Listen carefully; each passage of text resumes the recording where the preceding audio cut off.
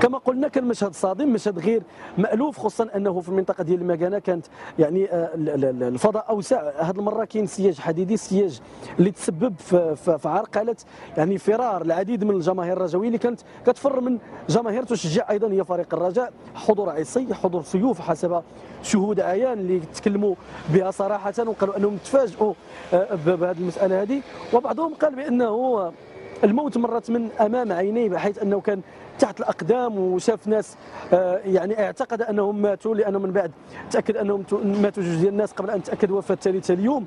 احداث خلقت نوع من التساؤلات ونوع من علامات استفهام في لحظتها، لانه حتى الامن ربما ما كانش كيتوقع انه يكون شنآن ما بين جمهورين او جمهور من الفريق الواحد.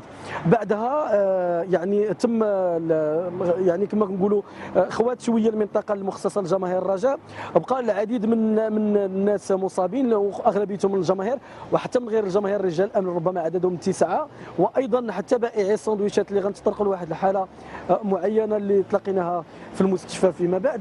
ولكن الحاله الخطيره هي حاله احد المشجعين اللي كما قلنا توفى اختناقا، فما وصلش لمستشفى بن رشد. كانت الحاله ديالو صعبه الانقاذ. وحاله اخرى ديال ربما شاب يبلغ من العمر 20 سنه توفى بآلة حاده، اما انه اصيب بها اثناء العمليه او انه اثناء التسلق ديال السياج الحديدي.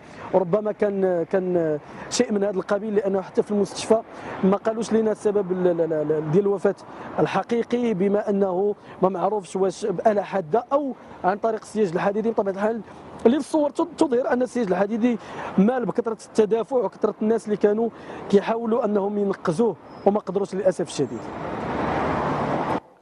إذا الشكر لزميل محمد زايد من البطولة.com اللي يعني كان حاضر وقربنا من يعني ما وقع.